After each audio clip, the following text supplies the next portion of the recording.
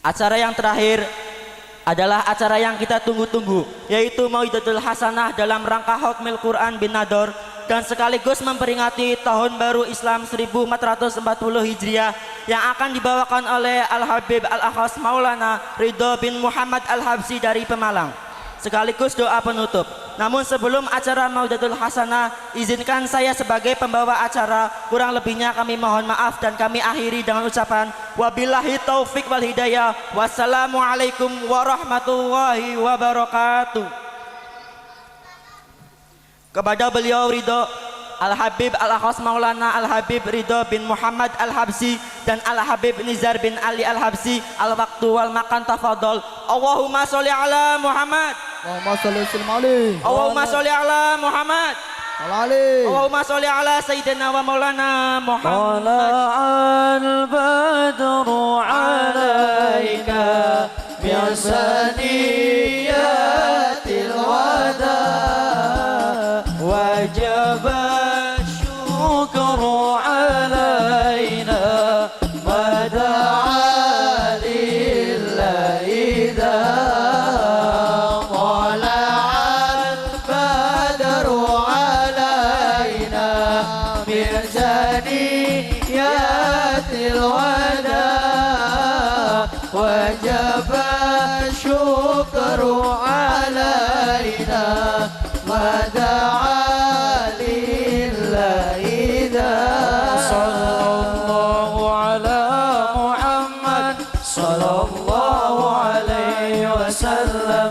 sallallahu ala Muhammad ya Rabbi salli wa sallim ya Nabi salam alaika ya Rasul salam alaika ya Habib salam alaika salawatullah alaika.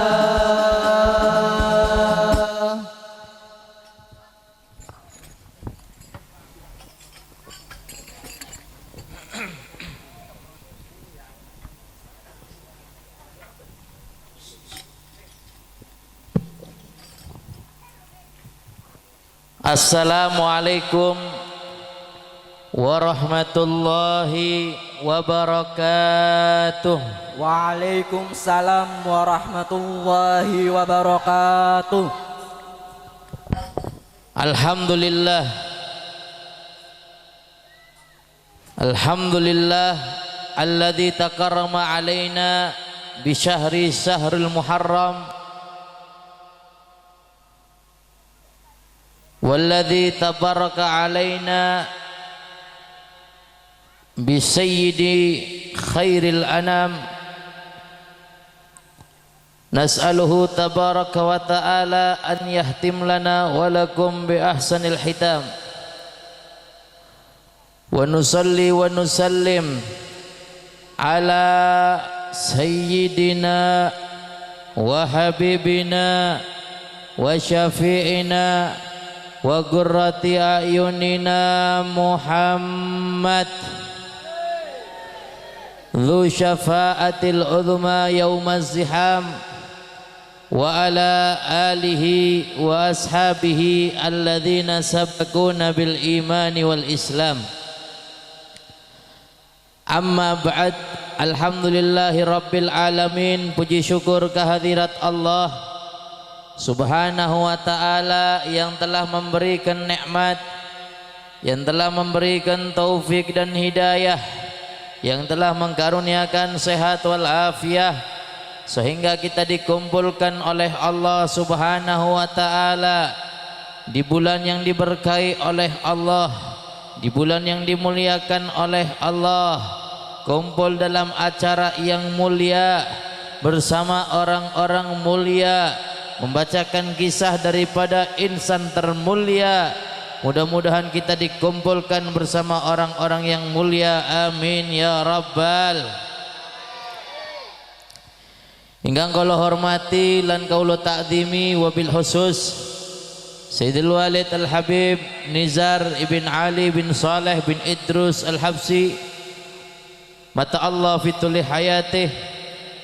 Ugi ingkang kula hormati lan kula takdimi wabil khusus Ustadz Furqan mata Allah fituli hayatih ugi kang kula hormati lan kula takdimi wabil khusus Bapak Abdul Karim mata Allah fituli hayatih, hadirin hadirat muslimin muslimat mukminin mukminat talibin talibat yang mudah-mudahan Allah berkahi, Allah lampahkan rahmatnya, Allah ampuni dosa-dosanya, Allah kabulkan hajat-hajatnya, amin ya rabbal.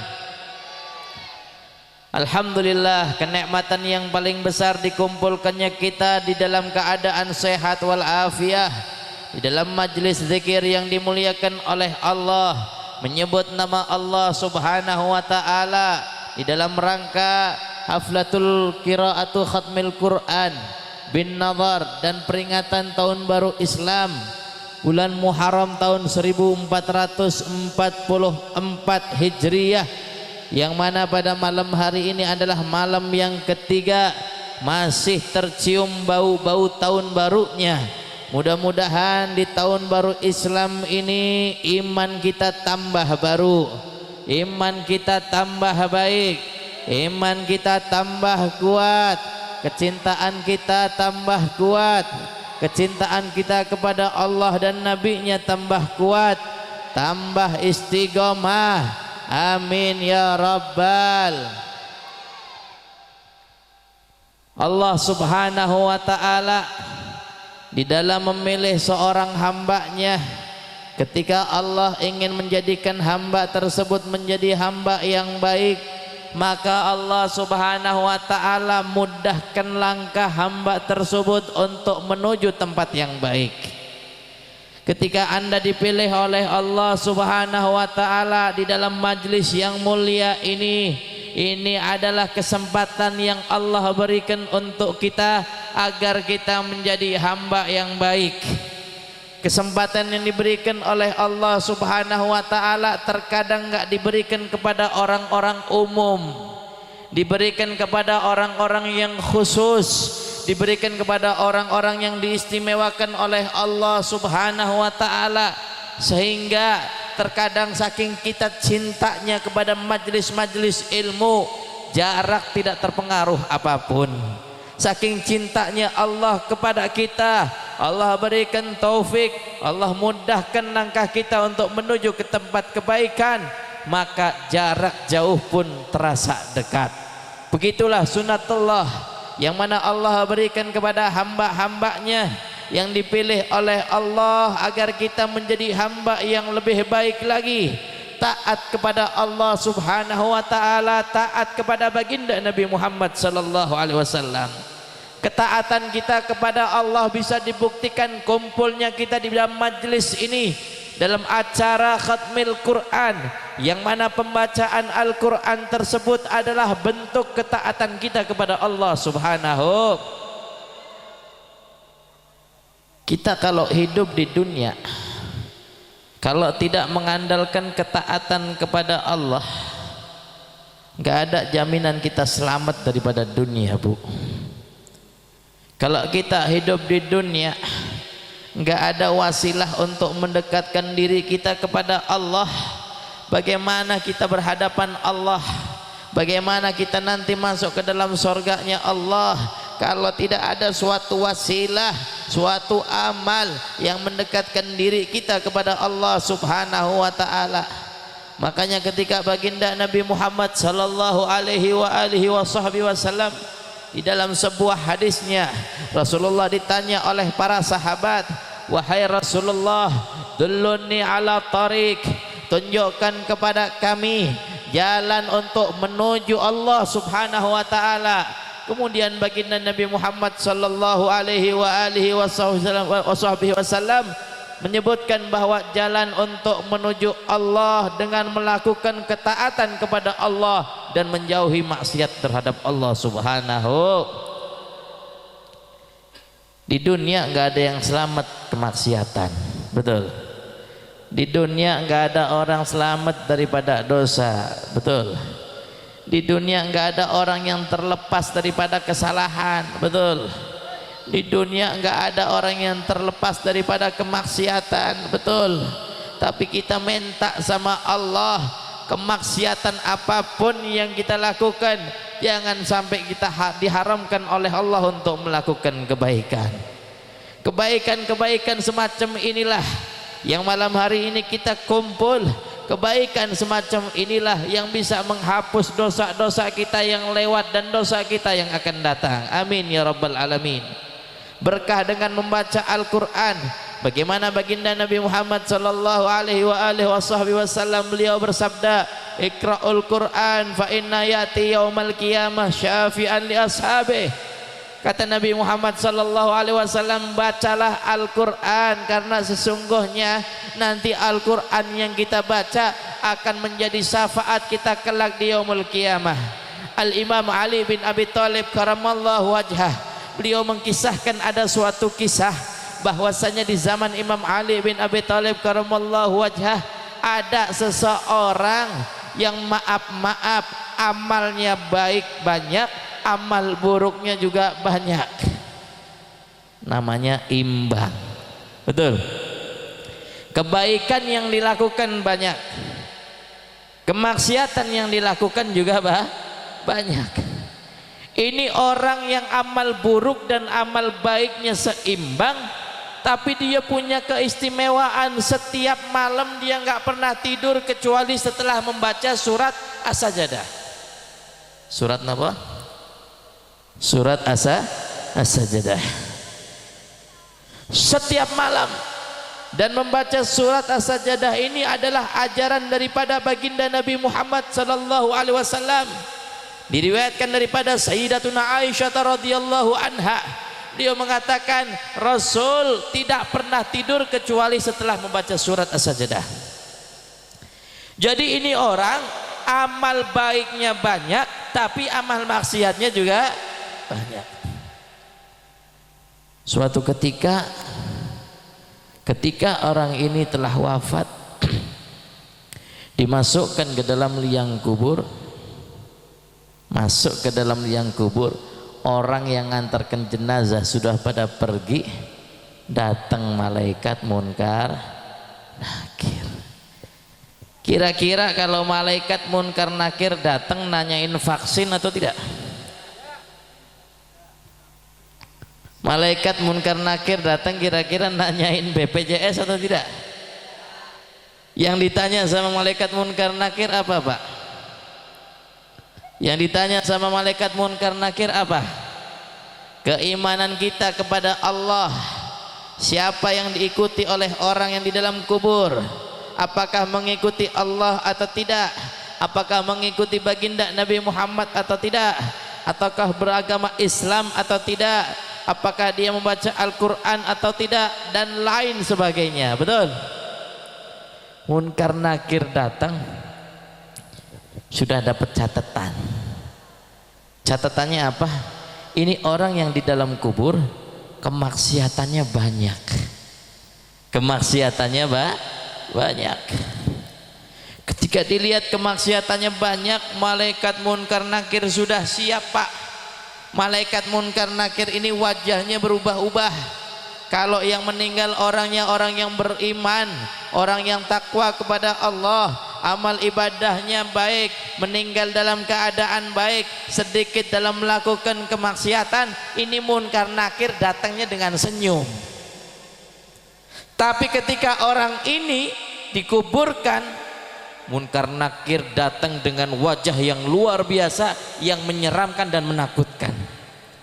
Sehingga ketika munkar nakir sudah mengeluarkan senjatanya untuk menghukum orang yang melakukan dosa, di dalam kuburan tersebut tiba-tiba menjelma suatu cahaya yang bisa bersuara. Cahaya tersebut keluar daripada jasad yang dimakamkan, kemudian mencegah malaikat munkar nakir. Munkar nakir, kamu mau ngapain? Munkar nakir ditanya mau ngapain, Pak? Kata munkar nakir, saya punya tugas. Saya diperintahkan oleh Allah, ketika ada orang yang wafat, siapapun yang wafat, saya wajib tanyakan. Kata cahaya yang bisa bersuara ngomong lagi, Masa semua orang? Harusnya pilih-pilih dong. Siapa yang meninggal? Kalau yang meninggal baik jangan ditanya. Ini kan yang meninggal ini orang yang merutinkan membaca Al-Quran, membaca surat As-Sajdah sebelum tidur.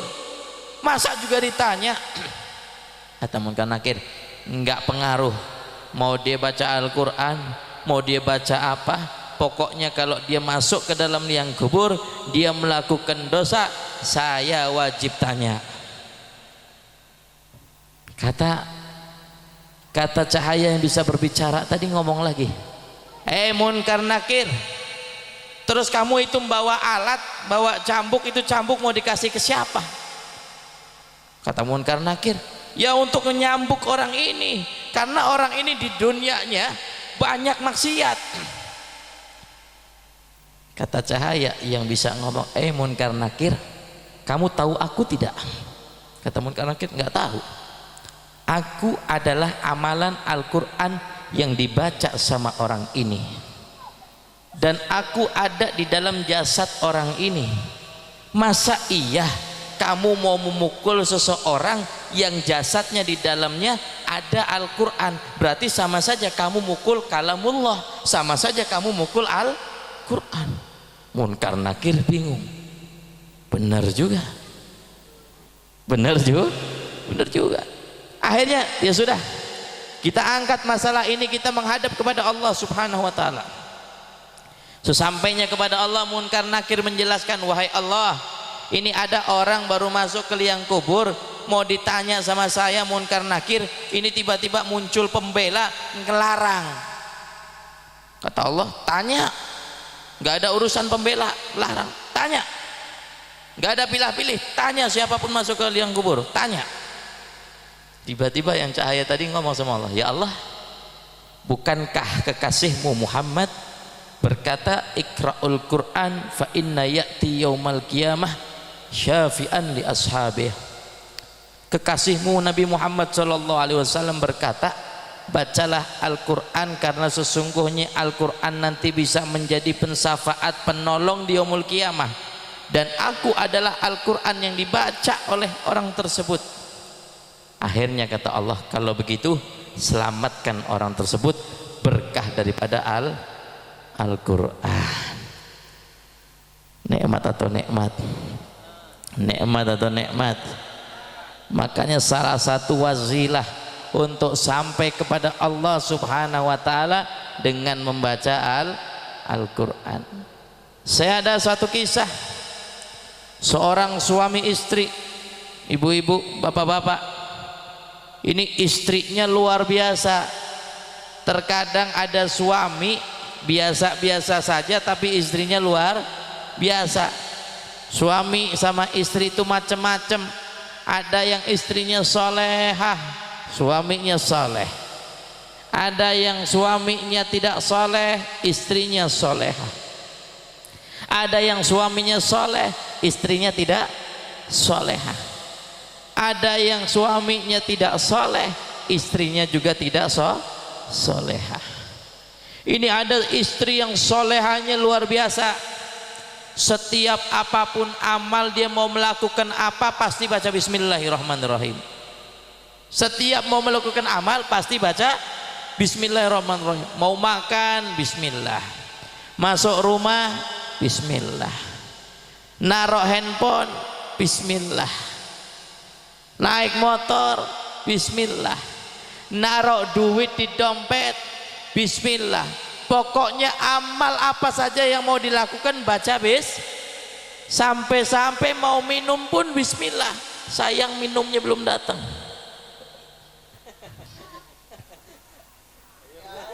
Jadi nyontohinya susah. Betul. Apapun amalannya baca Bismillah. Sehingga suami yang tidak soleh dalam hatinya, ini istriku kelewatan, apa saja pasti baca Bismillah. Akhirnya suaminya ngetes, ayo kita tes seberapa ampuhnya Bismillah. Suaminya nitip duit sama istrinya, istriku saya nitip duit 1000 dirham. Berapa duitnya? 1000 dirham. dirham, dititipkan sama istrinya duitnya.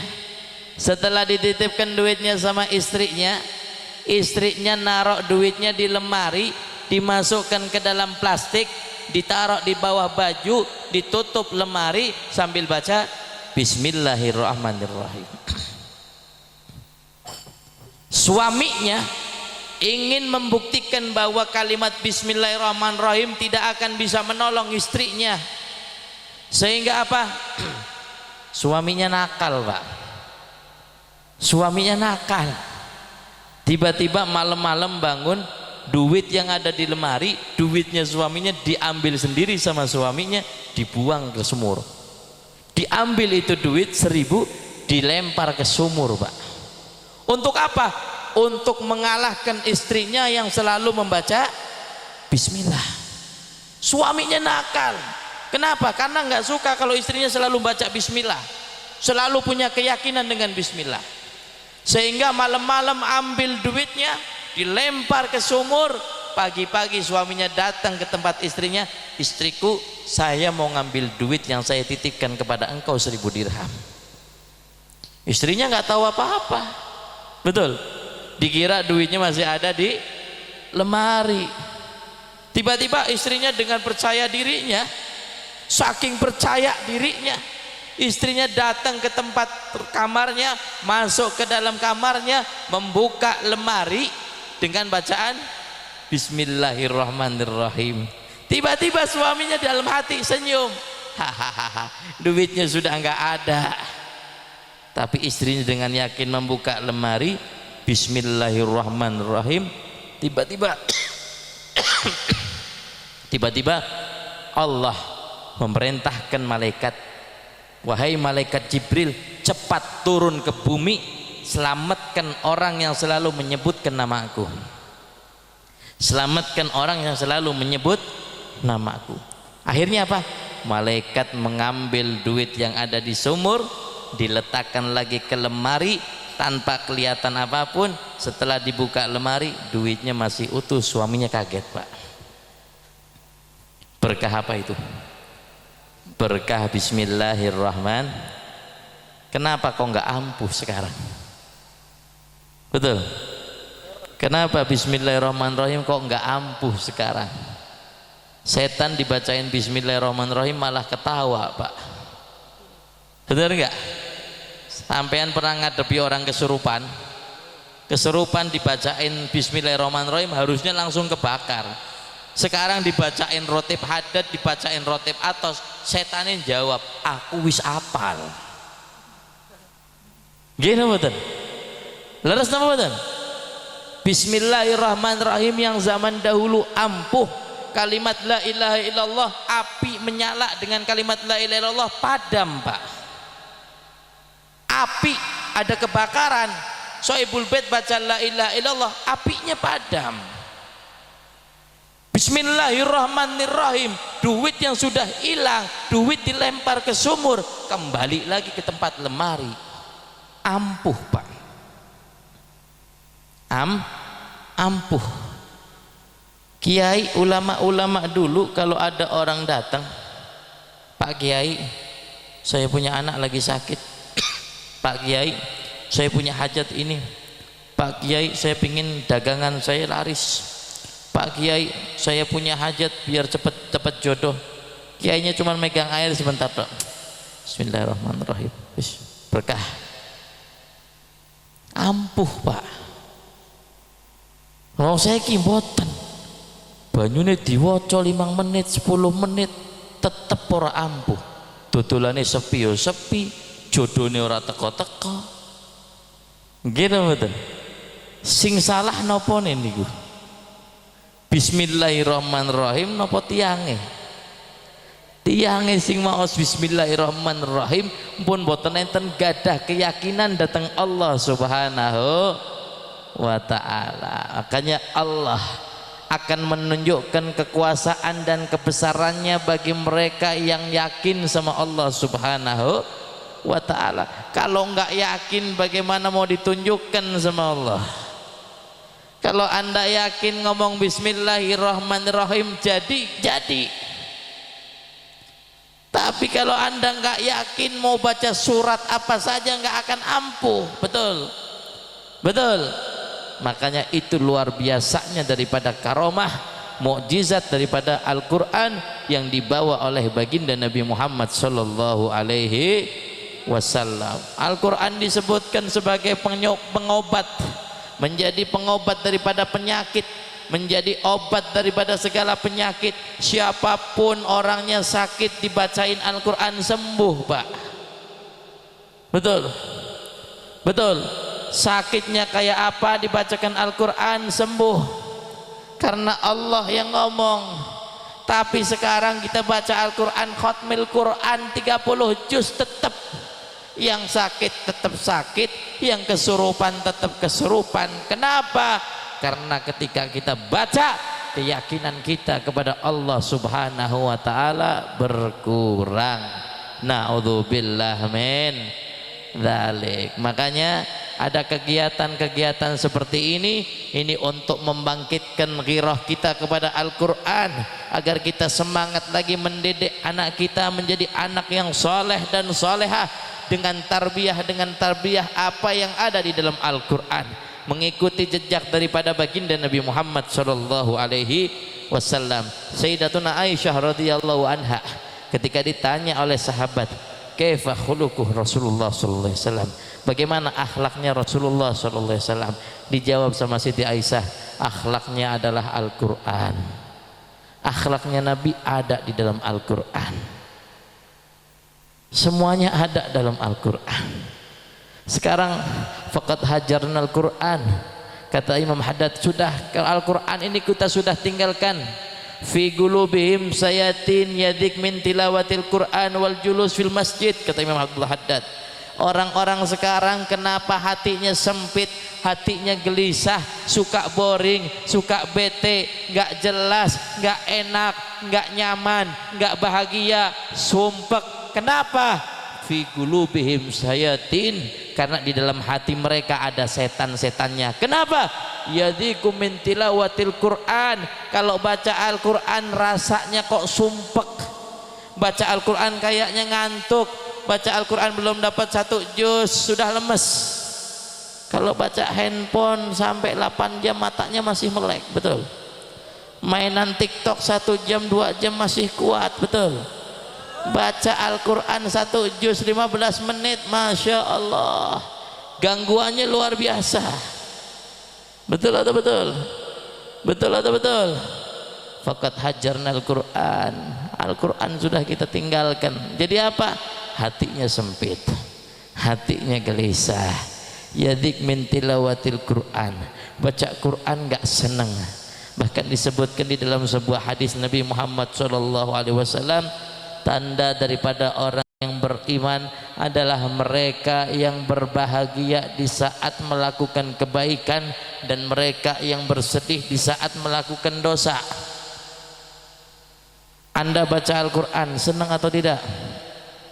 Bahagia atau tidak? Pengajian senang atau tidak? Benar, yakin, bahagia. Ngaji seperti ini bahagia atau tidak? Bahagia atau tidak? Senang atau tidak? Rindu atau tidak? Ini tanda orang yang beriman. Tapi kalau Anda duduk di sini, ngaji di sini, hatinya gelisah, kok ngaji nggak bubar-bubar? Duduk dari jam 8 perutnya sudah lapar, kok nggak bubar-bubar? Penceramahnya datangnya telat lagi. Betul, betul. Ngaji gelisah, nggak bahagia. Ada atau ada? Ada atau ada? Enggak beriman sejati orang yang seperti ini. Kata Rasul sallallahu alaihi wasallam, mau lihat orang yang beriman imannya sejati, lihat kalau dia melakukan kebaikan dia bahagia. Sekarang saya mau tanya yang kedua, di antara kebaikan adalah sedekah. Anda ketika melakukan sedekah bahagia atau tidak? Pak, kalau bersedekah senang atau tidak? Ngeluarin duit senang atau tidak? Yakin? Yakin? Kalau ada panitia datang ke tempatnya panjenengan untuk bikin acara maulud Nabi, kira-kira jenengan ngeluarin duit senang atau tidak? Bahagia atau tidak? Yakin? Ini tanda Anda sedang dalam keadaan iman yang sempurna. Amin ya Rabbal. Tapi sekarang pertanyaannya saya balik. Ketika Anda memberi, Anda senang, betul? Ketika Anda bersedekah, Anda senang, betul? Ketika Anda nerima, senang enggak?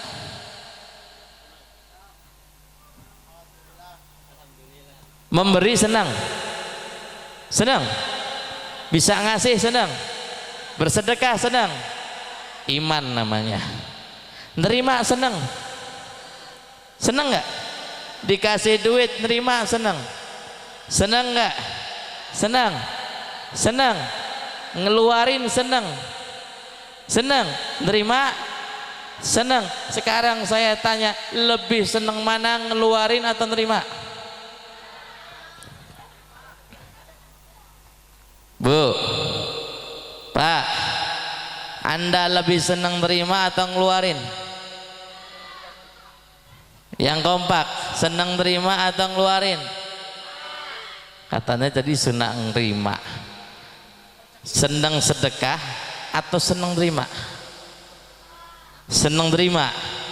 Senang nerima. Al-Imam Ali bin Abi Thalib karamallahu wajhah, beliau mengatakan tanda daripada orang yang zuhud di dalam dunia sama orang yang cinta dunia, tandanya gampang. Kalau Anda ingin tahu ini orang itu cinta sama dunia atau tidak, tandanya gampang. Apa tandanya? Lihat dia ketika nerima sama ngeluarin lebih senang mana. Kata Imam Ali bin Abi Thalib, kalau dia ketika nerima lebih senang daripada ketika dia ngeluarin, itu namanya orang yang hubud dunia, orang yang cinta dunia. Tapi sebaliknya, kalau dia mengeluarkan itu lebih senang daripada nerima, ini namanya orang yang zuhud di dalam dunia. Sekarang saya tanya lagi, Anda lebih suka nerima atau ngasih? Nerima atau sedekah? Nerima atau bersedekah? Berubah sekarang. Sekarang berubah. Tadi suka nerima, betul? Sekarang suka nerima atau ngasih? Nerima atau ngasih? Nerima atau ngasih? Sayyidina Utsman bin Affan radhiyallahu anhu, beliau mengatakan ketika ditanya oleh Rasulullah sallallahu alaihi wasallam, wahai Utsman, apa yang menyebabkan engkau cinta daripada dunia? Apa yang menyebabkan sesuatu yang paling engkau cintai di dunia? Kata Sayyidina Utsman bin Affan, beliau mengatakan, ya Rasulullah, aku mencintai dunia karena 3 hal. Yang pertama apa? It'amul masakin, memberikan makanan kepada fakir miskin. Itu yang aku sukai. Sayyidina Utsman lebih suka memberi daripada menerima. Wassalatu bil-lail wan nasu niyam. Sayyidina Utsman lebih suka apa? Bangun tengah malam di saat orang-orang sedang pada tidur, Pak. Ini kecintaannya hidup di dunia seperti itu. Makanya ayo kita minta sama Allah Subhanahu wa taala di tahun yang baru ini, bulan Muharram yang baru ini, yang masih baru tanggal 3 Muharram, mudah-mudahan Allah jadikan kita hamba yang lebih baik lagi. Di bulan Muharram ini mudah-mudahan Allah jadikan kita orang yang mengikuti jejak daripada baginda Nabi Muhammad sallallahu alaihi wasallam, mengikuti syiar daripada baginda Nabi Muhammad sallallahu alaihi wasallam, mengikuti sunnah daripada baginda Nabi Muhammad sallallahu alaihi. Bulan Muharram adalah bulan yang banyak kejadian-kejadian istimewa yang diistimewakan oleh Allah. Betul. Kisah-kisah para nabi itu banyak rata-rata terjadi pada tanggal 10 Muharram. Ada riwayat di bulan Muharram tersebutlah banyak terjadinya kisah-kisah daripada para nabi. Saya ambil contoh Nabi Adam alaihi salam. Kenal Nabi Adam atau tidak? Kenal Nabi Adam atau tidak? Siapa Nabi Adam? Siapa Nabi Adam? Nabi yang pertama kali diciptakan oleh Allah. Nabi Adam diciptakan oleh Allah Subhanahu wa taala. ketika diciptakan oleh Allah, di dalam dimasukkan surga oleh Allah. Kemudian Allah ngomong sama Nabi Adam, ya Adam, engkau ngambil apapun di surga silahkan, engkau mau pakai apapun di surga silahkan. Nabi Adam dilihat kesian, merenung sendiri, ngelamun sendiri. Allah nggak tegang lihat Nabi Adam ngelamun. Ini Nabi Adam jomblo, akhirnya sama Allah Subhanahu wa taala diciptakanlah seorang perempuan yang namanya Hawa. Diciptakan perempuan yang namanya Hawa. Penciptaan perempuan yang namanya Hawa itu terjadi di dalam bulan Muharram. Kemudian pernikahan Siti Hawa dan Nabi Adam alaihi salam itu juga terjadi di dalam bulan Muharram. Lihat kisahnya, Nabi Adam melirik Siti Hawa, mendekati Siti Hawa. Dari zaman dahulu Pak, yang namanya perempuan itu kalau dilihat sama laki-laki, laki-lakinya senang nempel. Laki-laki kalau senang perempuan nempel. Nabi Adam pun sama, ketika melihat Siti Hawa bawaannya pingin nempel. Ketika ingin mendekati Siti Hawa, Allah ngelarang, Adam nggak boleh sembarangan, nggak boleh Adam kamu mendekati itu, nggak boleh. Terus bagaimana caranya biar boleh, wahai Allah? Katanya nikahin. Kalau kamu pingin boleh deketin itu perempuan Hawa, nikahin. Terus bagaimana nikah ya Allah? Mahar. Bagaimana maharnya ya Allah? Sholawat kepada baginda Nabi Muhammad sallallahu alaihi wasallam. Aneh atau aneh? Aneh atau aneh? Nabi Adam nabi yang pertama diciptakan, tapi maharnya pakainya sholawat. Padahal sholawat Nabi Muhammad belum diciptakan, sholawatnya sudah ada, sudah dijadikan mahar oleh Allah Subhanahu wa taala untuk meminang Siti Hawa. Ini yang saya kisahkan kejadian bulan Muharram, bukan ininya. Ketika Allah berkata kepada Nabi Adam, Adam, kamu ini sekarang di surga, mau ngambil apa saja silahkan, mau pakai apa saja silahkan, itu Hawa aku ciptakan untukmu, silahkan, yang penting nikahin, mahalnya kasih. Tapi satu hal kata Allah, kamu jangan nyentuh buah yang namanya buah khuldi. Jangan nyentuh buah yang namanya buah khuldi. Ya, sudah jelas. Semua yang di surga boleh disentuh, boleh diambil, boleh dimakan, boleh dipakai. Yang penting jangan nyentuh buah khuldi. Lihat Pak, di sini Nabi Adam enggak dipengaruhi oleh setan, karena setan enggak bisa masuk ke dalam surga. Tapi yang mempengaruhi Nabi Adam adalah Siti Hawa.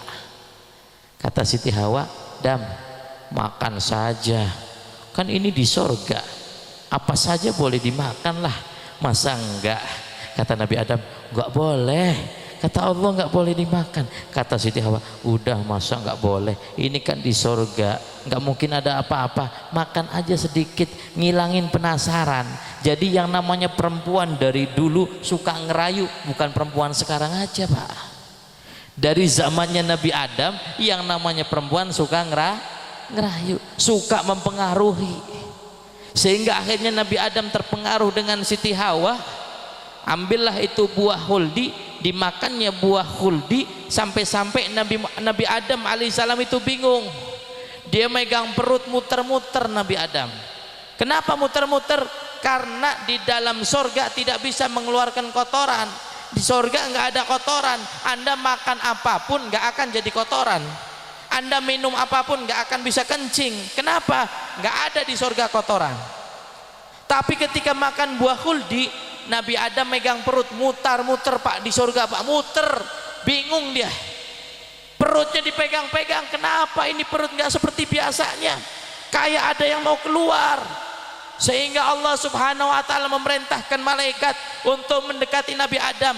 Ya Adam, tanyakan kepada Adam, ada apa itu? Kata Adam, ya malaikat, aku perutnya nggak seperti biasanya, kayaknya mau mengeluarkan sesuatu. Kata malaikat apa? Ya Adam, di sini bukan tempat sesuatu yang kotor. Akhirnya Allah subhanahu wa ta'ala menurunkan Nabi Adam alaihissalam yang tadinya di sorga diturunkan ke bumi. Itu terjadi bulannya bulan Muharram. Terjadi bulannya bulan Muharram. Yang lebih dahsyatnya lagi, setelah diturunkan oleh Allah dari bumi, dari sorga ke bumi, diturunkan oleh Allah di bulan Muharram, Nabi Adam tobat sujud. Ada yang mengatakan 40 tahun, ada yang mengatakan 300 tahun, sampai-sampai Nabi Adam gak berani mengangkat kepalanya melihat ke langit.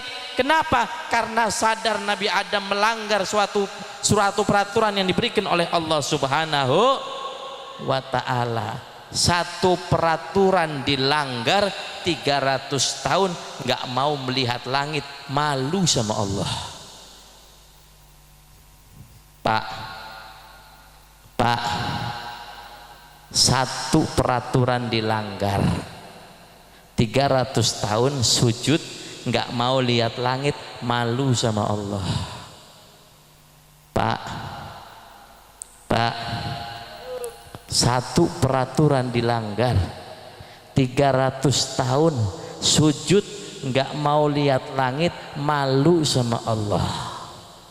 Saya mau tanya, kita berapa peraturan yang dilanggar, berapa kemaksiatan yang kita lakukan, kok nggak punya malu sama Allah?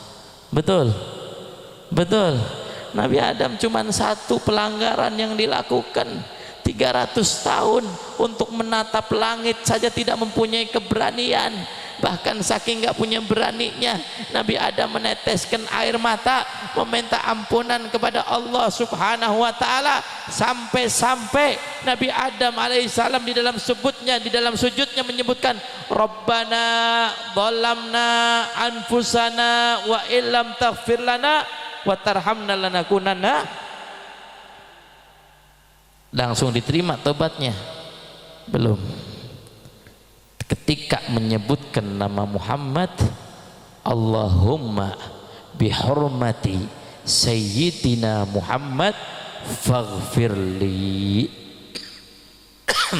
Kata Nabi Adam, ketika membaca istighfar sudah puluhan tahun, setelah Nabi Adam nambahin, ya Allah, dengan kemuliaan Nabi Muhammad di hadapanmu, dengan kemuliaan Nabi Muhammad di sampingmu, ampunilah dosa-dosaku. Seketika itu diampuni oleh Allah, dan itu terjadi pada bulan Muharram. Penerimaan tobatnya Nabi Adam alaihissalam, diturunkan Nabi Adam alaihissalam dari langit ke bumi bulan Muharram, dan tobatnya Nabi Adam diterima oleh Allah juga di bulan Muharram.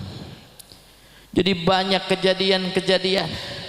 Bahkan kisah daripada Nabi Ibrahim alaihissalam, ketika diperintahkan oleh Allah subhanahu wa ta'ala di dalam Al-Quran, Allah subhanahu wa ta'ala berfirman, wa idibtala Ibrahima rabbuhu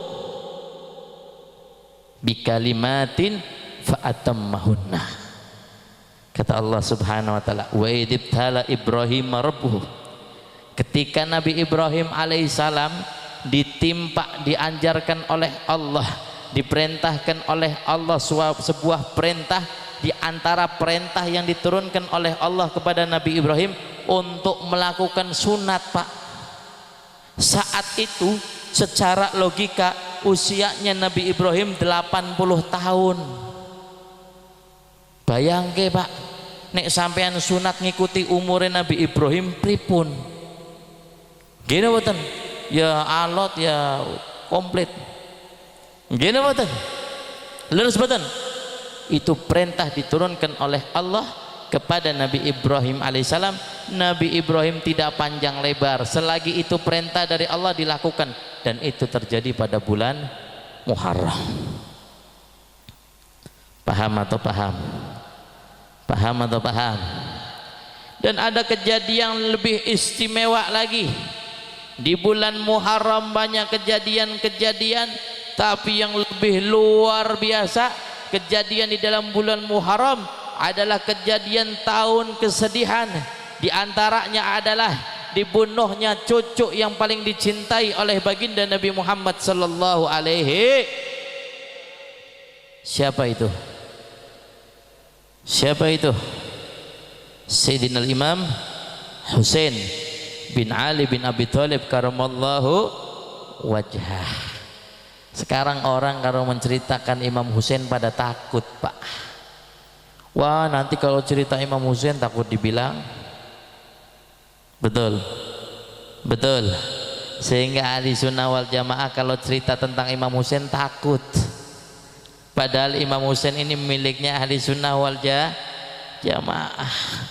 Imam Husain dibunuh oleh orang-orang yang ingkar atas kepemimpinan Imam Husain.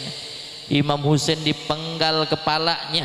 Itu terjadi di bulan Muharram, yang mana Rasulullah sallallahu alaihi wasallam ketika Sayyidatuna Fatimah radhiyallahu anha melahirkan Husain, diambil sama Rasulullah sallallahu alaihi wasallam, dimasukkan ke kamarnya Rasulullah. Rasulullah bahagia luar biasa, diciumi Imam Husain, diciumi sampai lama. Tapi seketika itu juga Nabi Muhammad sallallahu alaihi wasallam meneteskan air mata. Tiba-tiba meneteskan air mata sangat deras. Ditanya oleh Asma, wahai Rasulullah, kenapa gerangan? Engkau tadi ketika melihat Husain baru lahir bahagianya luar biasa, tapi sekarang engkau sedih meneteskan air mata yang begitu deras. Apa kata Rasulullah? Iya, aku mendapatkan kabar bahwa ini anak suatu saat akan meninggal dengan kepala terpotong, akan meninggal dengan kepala terpisah dari badannya. Sehingga berita itu membuat Rasul sallallahu alaihi wasallam nangis. Tapi ketika Siti Asma ingin menceritakan kisah ini kepada Siti Fatimah, Rasulullah melarang, jangan sampaikan kepada Siti Fatimah. Dia baru senang, baru lahiran, biar senang biarin. Jangan dikasih berita duka ini. Rasul sudah tahu, Rasul sudah ngerti ini nasib cucunya bagaimana. Padahal cucunya Sayyidina Husain waktu kecilnya cemburu sama Rasul sallallahu alaihi wasallam. Ngomong sama Siti Fatimah, wahai Ummi, kayaknya Rasulullah lebih cinta sama Hasan daripada kepada aku, katanya. Rasulullah kayaknya lebih cinta kepada kakakku Hasan daripada kepada aku. Kata Siti Fatimah, nggak mungkin. Rasulullah itu cinta sama kamu Husain dan cinta kepada Hasan, cintanya sama. Kata Sayyidina Husain, enggak Umi, itu Rasulullah kalau sama Hasan bibirnya dicium-cium, tapi kalau sama aku lehernya aku yang dicium. Akhirnya Siti Fatimah ngadu kepada Rasulullah, wahai Rasulullah, ini Husain cemburu. Katanya, kenapa engkau selalu mencium bibirnya Hasan sedangkan Husain bibirnya enggak dicium, tapi yang dicium lehernya. Rasul mengatakan kepada Siti Fatimah, ya Fatimah, aku mencium bibirnya Sayyidina Hasan karena aku tahu bahwa Hasan akan meninggal dalam keadaan diracun oleh orang terdekatnya. Ini Rasulullah mengatakan, ya Fatimah, kenapa bibirnya Hasan aku cium? Karena aku tahu Hasan akan meninggal diracun oleh orang terdekatnya. Siti Fatimah tanya, terus bagaimana dengan Husain? Rasulullah enggak mengungkapkannya, enggak kuat Rasulullah. Sampai-sampai akhirnya ditanya lagi, bagaimana dengan Husain? Bagaimana dengan Husain? Akhirnya Rasulullah sallallahu alaihi wasallam meneteskan air mata, wahai Fatimah, anakmu Husain nanti meninggal dalam keadaan syahid, terpisah kepalanya daripada badannya. Bayangkan itu kejadian pada bulan Muharram, tanggalnya 10. Makanya dibilang tahun syahid, tahun syahid, tahun Karbala, bulan Karbala, bulan syahidnya Imam Husain radhiyallahu anhu yang luar biasa. Ini sejarah nggak boleh ditutup, harus diceritakan. Kita ambil nilai positifnya apa? Kegigihan semangatnya Imam Husain untuk menegakkan sesuatu yang hak, memerantas sesuatu yang batil, untuk menunjukkan bahwa yang hak itu adalah hak, yang batil itu adalah batin, nggak peduli Imam Husain. Dia bahkan ngerti nantinya bakal meninggal dalam keadaan seperti itu, dia tidak peduli. Yang penting kebenaran harus dijalankan. Ini prinsip yang kuat yang dijalankan oleh ahlul bait Nabi Muhammad sallallahu alaihi wasallam. Itu terjadi di bulan Muharram. Yang luar biasanya lagi, Bu, maaf, orang dalam keadaan tombaknya banyak tombak di dalam dadanya. Ada riwayat 17, ada riwayat 18, bahkan ada riwayat lagi lebih daripada itu. Tombak nempel di dadanya. Imam Husain masih tegak, nggak menutupkan kepalanya, tidak menundukkan kepalanya kepada orang-orang musyrik, kepada orang-orang kafir. Imam Husain tetap tegak sambil meneteskan air mata. Imam Husain meneteskan air mata, ditanya sama saudaranya, Husain, kenapa kamu meneteskan air mata? Kamu sedih, kamu mau meninggal? Kamu sedih, kamu mau mati?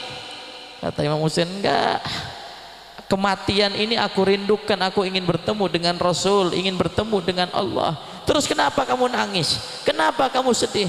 Kata Imam Husain, aku memikirkan bagaimana nasib para pembunuhku nanti kelak berhadapan dengan baginda Nabi Muhammad. Lihat, Pak, akhlak yang seperti itu, dalam kondisi terbunuh, dalam kondisi yang sudah tidak berdaya, masih memikirkan bagaimana nasib orang yang membunuh nanti ketemu sama Nabi. Ini nggak ada akhlak-akhlak seperti ini, nggak ada, hilang. Akhlak kita nih akhlak pedagang. Kalau dia baik, gue baik. Lo jahat, gue jahat. Betul nggak? Akhlak kita seperti itu, betul.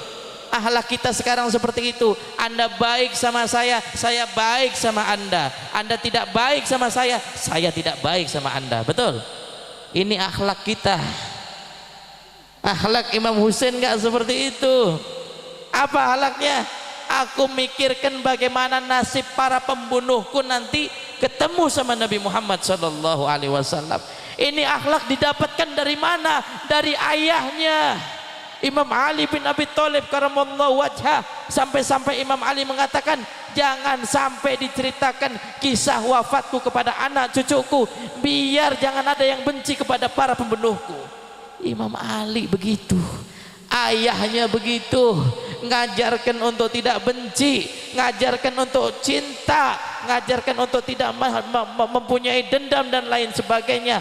Karena dendam dan kebencian tidak diajarkan oleh ahlul bait Nabi Muhammad sallallahu alaihi. Paham? Itu kejadian terjadi bulan Muharram. Makanya banyak lagi di bulan Muharram. Ada kejadian-kejadian yang lain yang tidak bisa disebutkan satu persatu.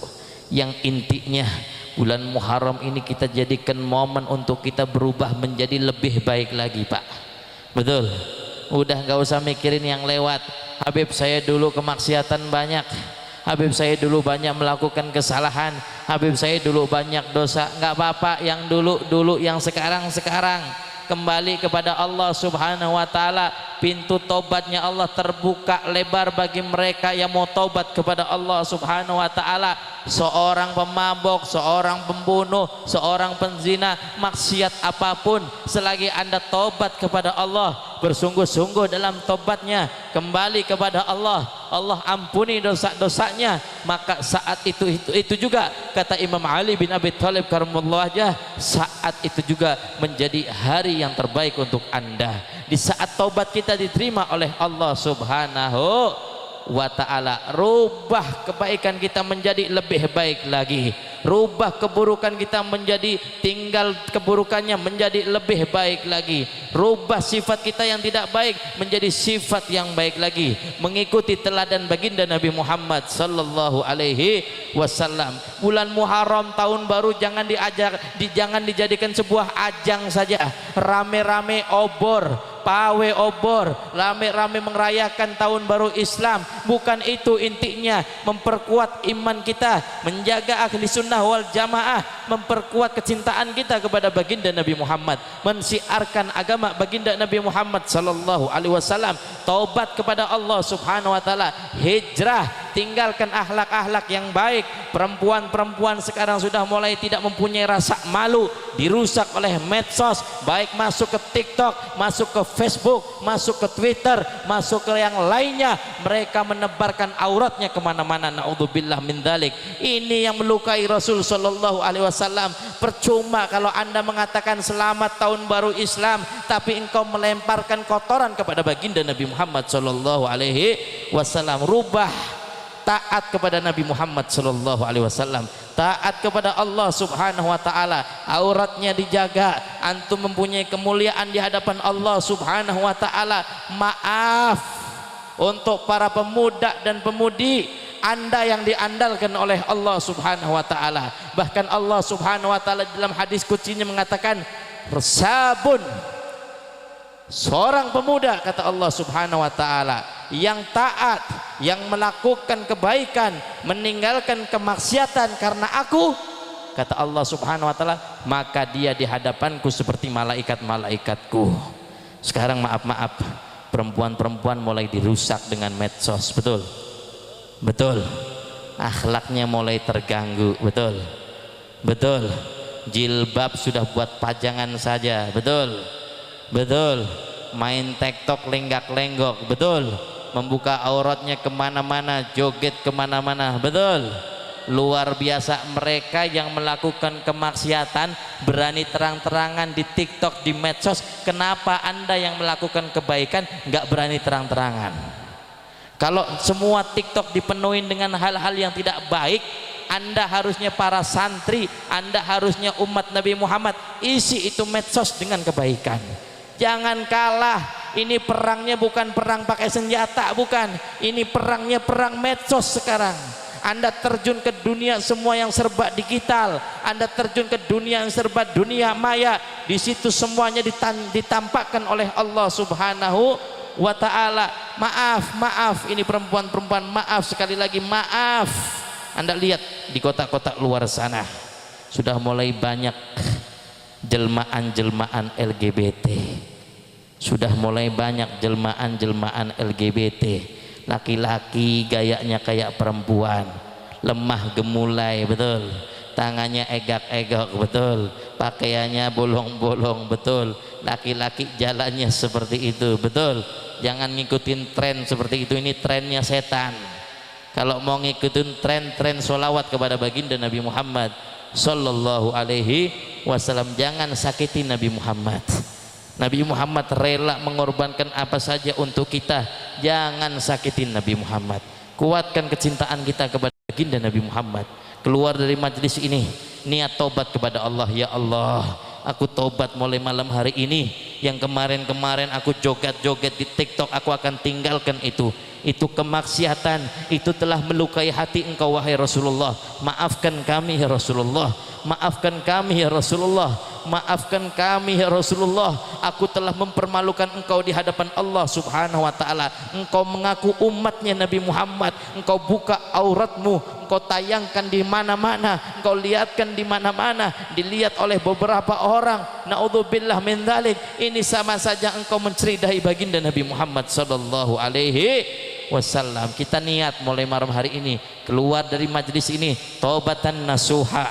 Yang mabok tinggalkan maboknya, yang bermainan dengan perempuan tinggalkan kemaksiatan tersebut, yang suka pasang nomor tinggalkan judi, yang suka ngadu ayam tinggalkan ngadu ayam, yang suka melakukan haram tinggalkan keharaman. Ayo, ini bulan Muharram, tahun baru Islam, kita niat taubah shadiqah, taubah salihah, taubah nasuhah, benar-benar tobat untuk mendapatkan ridho daripada Allah Subhanahu wa ta'ala. Itu saja yang bisa saya sampaikan.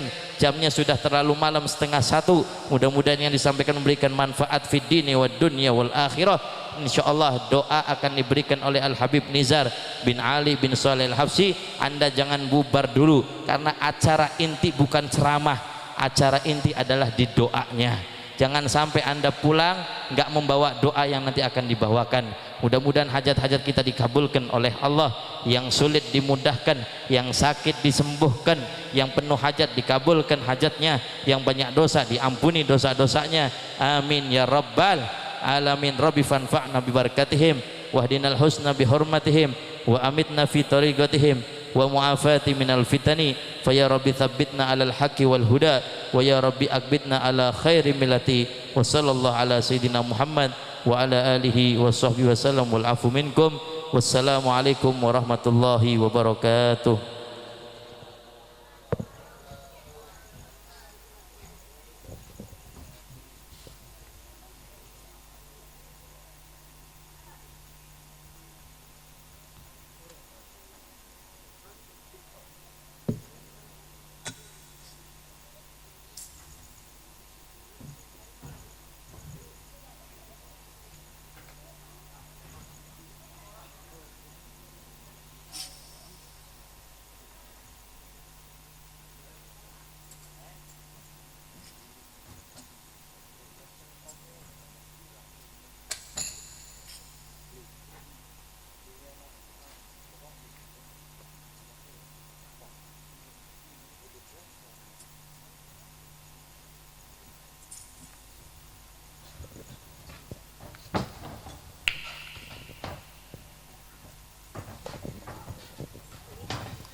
Bismillahirrahmanirrahim. Allahumma shalli ala sayyidina Muhammad wa ala ali sayyidina Maulana Muhammad.